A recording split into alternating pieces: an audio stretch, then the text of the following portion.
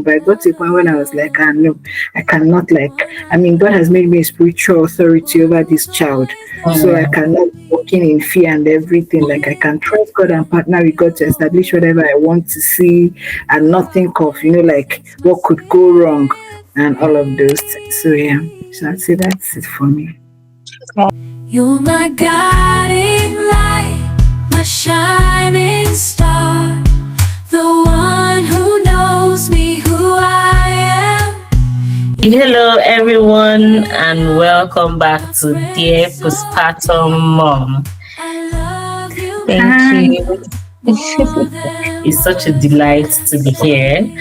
This is a safe and supportive space where we share real stories about postpartum journey, the joys, the challenges, and everything in between. So today we have with us our beautiful mommy, Dr. Mrs. Victoria Onyeje, and we are so happy to have you on our platform, ma.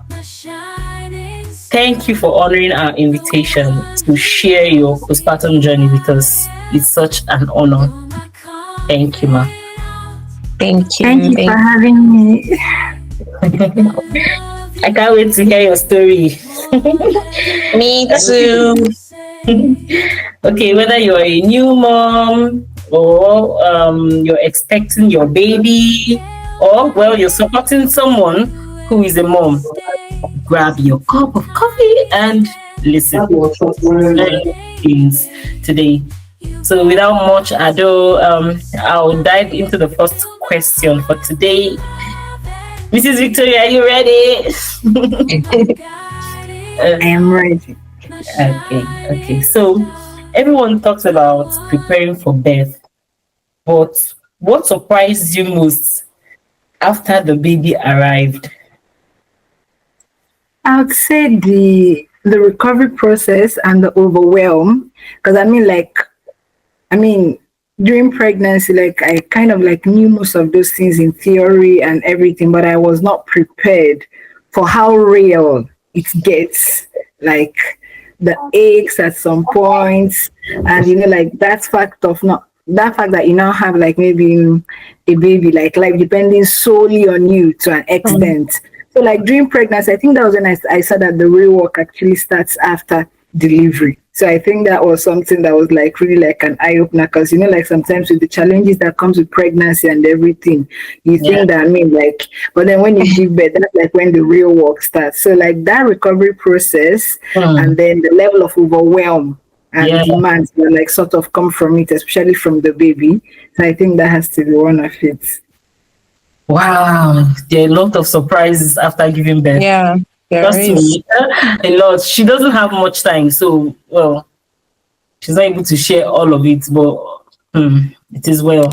It's well. The question I'd like to ask you, Dr. Mrs. Victoria, is about your fourth trimester. I would love you to just share with us what made you totally lose it? Like that's 1A. Then another question inside it is, and what made you feel like a super mom, like a superwoman? At what instance did something happen? You're like, oh my God, I didn't know I could pull this through. And at what instance were you, oh my God, how did I even get here? I don't know if you get my question. Okay. Yeah, I get the question. Like the thing about like motherhood is that like every single time that you talk about it, there'll be a different part of your story that you remember. Like I'm sure like I'm having this conversation sometimes I could like just think of like other things that I experienced that like really stood out in some way. So I think one of the things that maybe like when you talk about like what made me lose it, I think that came from like always wanting to know, oh, is my baby okay? And I hope my baby is breathing. I hope my baby is this. I like all of those things, like when they're really tiny, and when they sleep too long, and it's like, I go and check. I hope he's doing fine. And maybe when they sleep too short. So there was just this like anxiety. And I'm like, this is not me. I'm normally not this anxious, but I think like maybe motherhood exposed that part of me. And I think one of the things that made me feel like a super mom one was being able to put my baby to sleep, because when I had my first child, like sleeping was not one of his favorite things to do. So it might look very tiny, but it was a big deal to me. Yeah. Then secondly, I think how I was able to cope after my mommy left after the Mugo, and she didn't stay so long. You had to And bab baby for the first time in your at that life. point, I'm doing this. I was feeling very responsible, like I'm all grown up. Oh no. So yeah, so that really counts for me as well. Wow.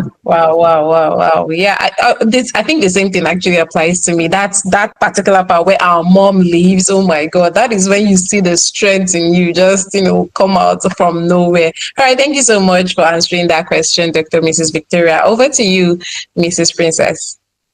Okay.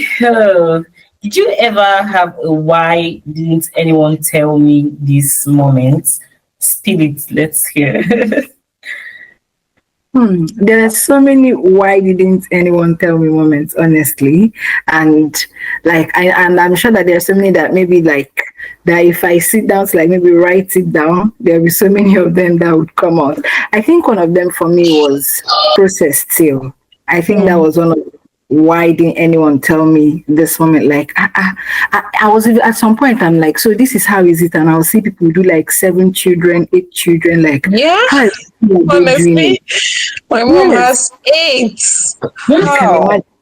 I was like, how are they doing it? And even like, is their delivery process different? Is it that during time maybe they didn't experience things like maybe episiotomy? I'm like, what was it like for them? They will have like lots of children, they will breastfeed the children. So there's so many things. And of course, some of the challenges that came with breastfeeding and all, those were also some of my why didn't anyone tell me it was going to be like this moment. Yeah. Oh, thank you for answering the question. I mean, I had so many of it, and I'm still having, honestly, I wouldn't lie, I'm still having them. I'm like, why is it that they don't say so much about this? Yes, honestly, as if there is it's like you're not meant to talk about it until you get there. But I don't think it should be like that. Everyone I is don't telling think it you, should oh, be like it's that. fun, oh, it's this, oh, it's that, but they don't tell you the challenges, the The people pain. say it's fun. They just say thank God, though. We thank God, though. We thank God.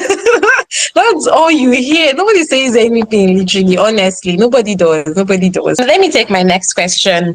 I wanted to ask you, how did postpartum affect your sense of identity? Like, were there parts of you lost, or were there parts of you found, or something you would like to share, something that just became different about you after you gave birth? Did you notice anything different? Maybe I would say like there are parts of me I definitely found. Like there is a level of strength and courage that I would say that motherhood taught me. I always used to say a lot that motherhood made me like it puts God's love into perspective in a way. Because like when you give birth newly at that point, it's not like there is anything that child can do for you. It's not like it's like you're existing solely to love and take care of it and just like immerse that child in love. We are not even expecting anything back because what can the child do for you? So I'd say that motherhood puts God's love in perspective for me very well. I mean, like it's not like I have not always known of His love, but there are things that just get deeper and more real. Is this what it feels like to be solely like like that? I don't know how to put it, but I think you get like because you have people around you. Like I had family around me. My husband was very supportive and everything. But at the end of the day, you're the one that will breastfeed that child. Like there's just like there is something about motherhood that like, and then another thing is like that strength, that courage, because that's when you see that now it's no longer like maybe if you're someone that maybe that your mommy's girl or something. Now you have somebody else that you have to protect, that you have to care for, that you have to look after. And then about parts of me that I lost. Honestly, at this point, I can't quite say. I'll probably say that maybe it's as I discovered like that anxiety, and then I trusted God and He helped me like get over it. So like it was something I didn't even know that I was there. And then, like being a new mom, a first time mom, I started seeing it like more and more and more and more. But I got to a point when I was like, no, I cannot God has made me a spiritual authority over this child. So I cannot walking in fear and everything. Like I can trust God and partner with God to establish whatever I want to see and not think of, like what could go wrong and all of those things. So yeah, so I'd say that's it for me. Oh wow. Thank you so much for sharing that. Thank you. While you were talking now, like something just came to my mind. This strength, I don't know if it's general or stuff. I think it's something that God also puts in women generally, that it just comes as you're giving birth. I keep hearing the testimony of various women about that, and they keep saying the same thing. And when you see a particular thing reoccurring, then then there's something about it. You just realize that you're not that little girl that just got married. Maybe looking at when you got married, then that you may, or stuff. But the moment a child comes, that's responsibility, that multitasking, just fixing everybody, and just still being able to keep the house intact. It's a big strength. It's a big one. Thank you so much, Dr. Victoria. How was your first trimester experience different with the second baby compared to your first baby? What lessons from your first experience helped you in the second one? So I would say for my second baby, there were not many surprises per se. I already kind of knew like maybe what to do, how to do better. But like with the first child, so many things were very surprising.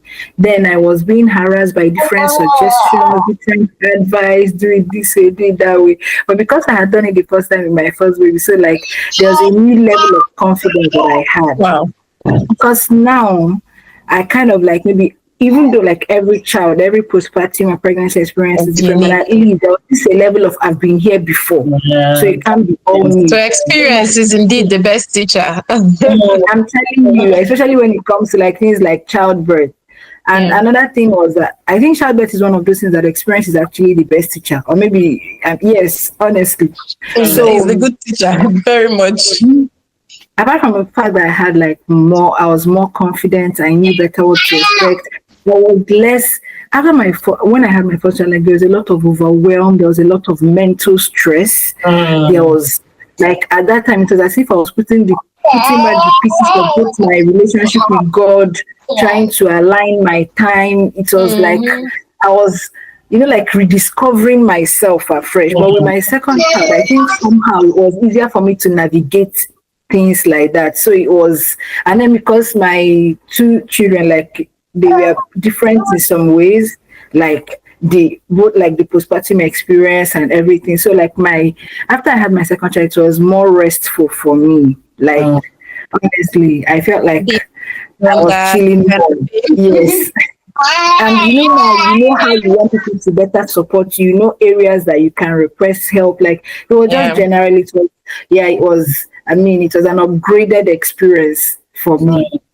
Yes, beautiful. I can relate. And funny enough, to an extent, it's not even just about maybe it's me, but I don't think it's just even about. Did you end up buying things more during your first baby? Like every toy, every educational thing, you were just buying and buying. I don't know if it was just me.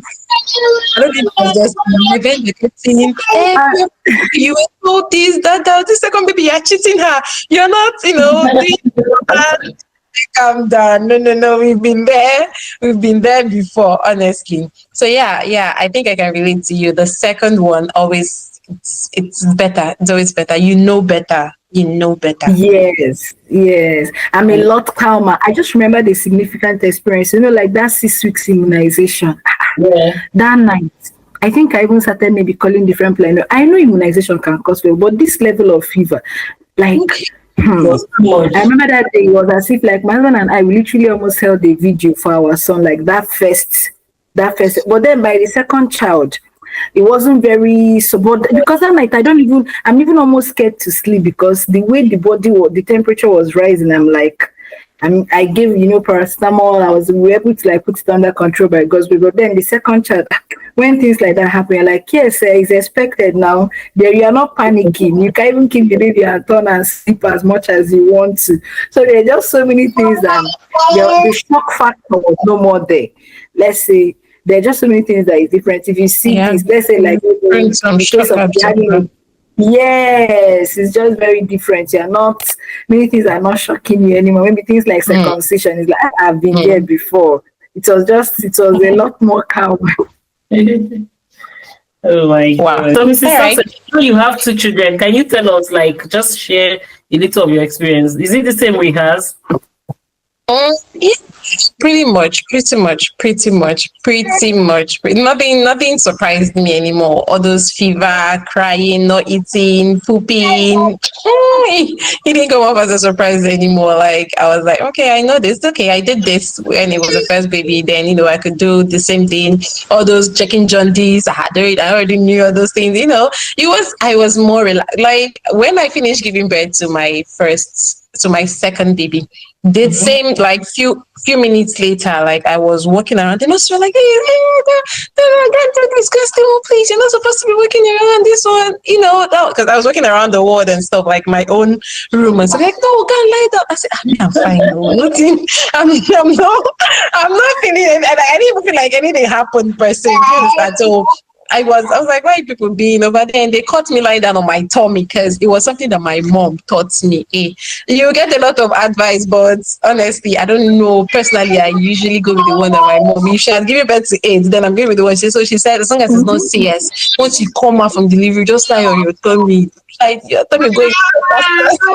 I'll take my word for it though, but that was what I did and it worked for me. Do you understand? So yeah, the experience it's really the same thing. It was just lesser anxiety. You just felt more in control, of course, knowing that you have God by your side then, but you just felt more in control. I didn't call as much people, unlike when I gave birth to saying, even Dr. Victoria, she heard from me. She had not given birth. I said,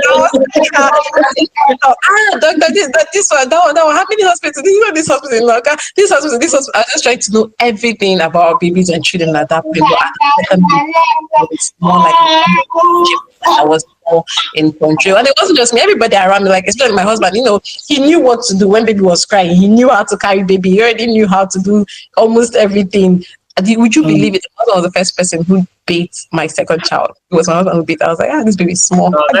He was one who bathed her till my mom came for Omogo. He was the one who bathed her. Yeah. So that's pretty that for me.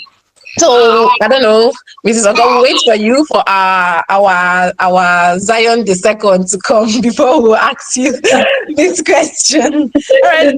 On to the last question for today, Dr. Victoria. Thank you. This is last but not the least. I want to ask you what advice or encouragement, what silent thing that people are not saying generally would you advise someone who is about to enter the 4th trimester right now? Like, what would you wish? So you see this thing that we say, like, nobody told me. What's that and nobody told you that you can actually tell a mom who is watching us right now? Nobody told me. I'm thinking of, okay, I think one of the things that I would say, one of the things is that to filter the advice that you receive. When you've not had a child, it's very okay to ask questions, to want to know like maybe how people navigate different phases, but it's also important to filter it. So I'd say, let's say like maybe listen to the Holy Spirit, listen to your guts, your instincts, and just trust God to guide you. Because one of the things with being a new mom, you will receive advice. True. Sometimes the doctors and nurses will tell you to do this, and maybe your mom or your auntie to do this. Filter it. Understand that no one has there are some things that maybe is the one that maybe your mom or elderly women told you to do that will probably work better and all of those things. So filter everything. And if you're a person of faith, prayerfully trust God on what to do and what not to do. Because I think that is because of advice they had received that they ended up doing things that will harm either them or their children. They can say, when baby come out, turn the hand that way, turn the leg that way. All of these things. So I'll say number one is to filter the advice that you get. Then another one that I would say is that be careful who you listen to so that you would not accumulate a lot of negative experience, in as much as motherhood is challenging and everything, because it's not easy for you to pop out a baby and be as tiny as they come and everything. But there are some people that when you're around them, they make it look like it's so horrible and terrible. It's okay to talk about the challenges without making it look like it's very terrible. they'll be like, don't worry, when your baby will come. This one, like sometimes you they'll put so much fear into you. So through it's challenging and everything, but also look for people that are having great birth experiences as well, and hope for the best. Don't be at that place where like maybe you have packed your mind with so much negativity that is as your child is coming, you're only expecting the worst. Like, like expecting the worst, and like there is this energy. No. So that's another thing. And then lastly,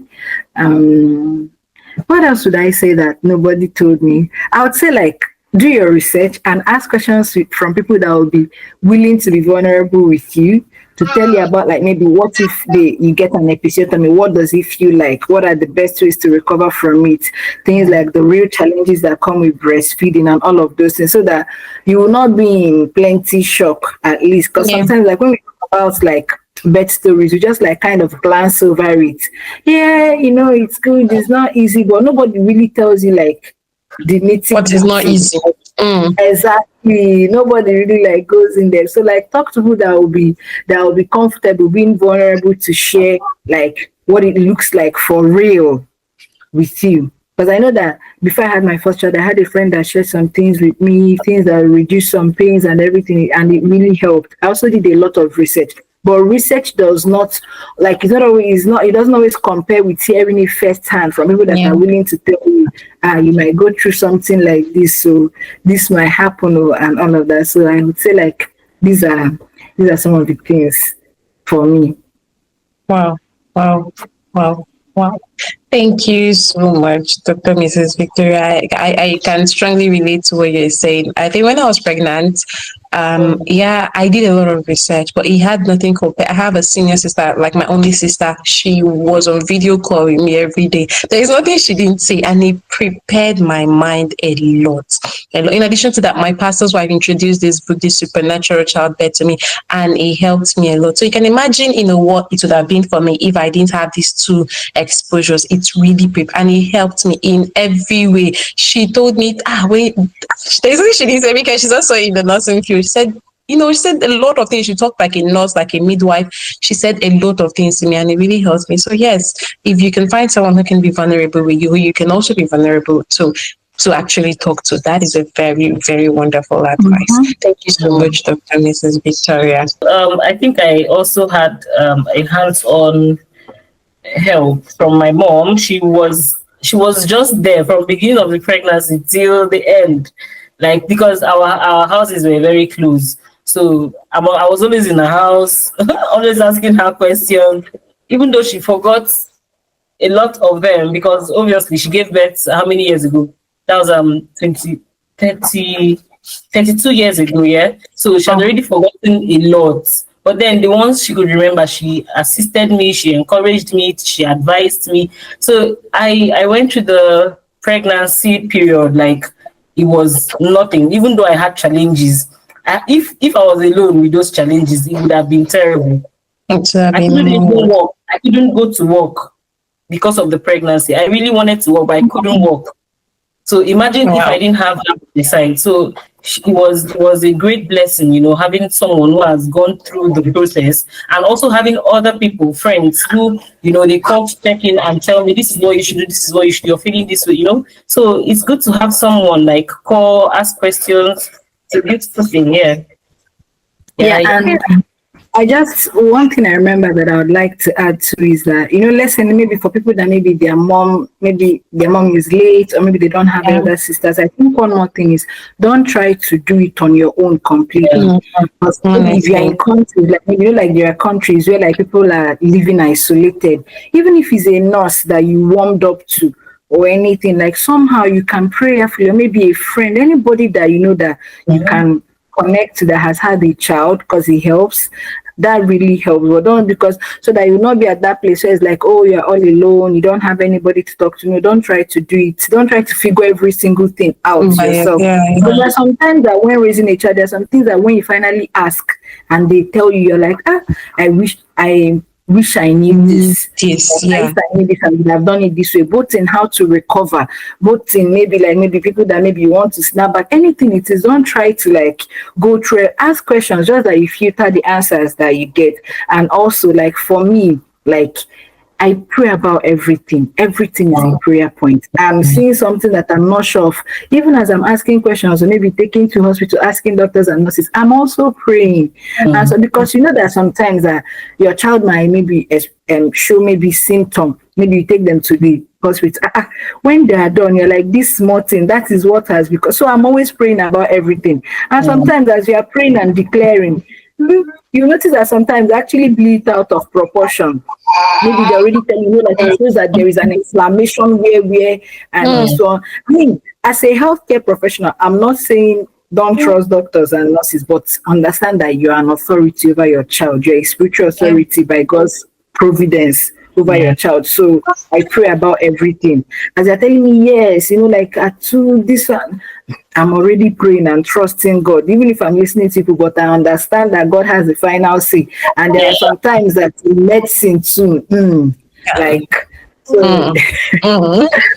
As you're saying this, I just remembered one of the experiences I had after I gave birth to baby. So we're still in the hospital, and then the midwife just came in and she checked baby's temperature. And then she started panicking. She was like, baby's temperature is so low. This one, that one. I looked at her. Me too, I almost started panicking. In fact, I panicked because obviously I'm a new one. I've never seen that before. This woman was legit like panicking. She was shaking. I said, hey, God, see me. Oh.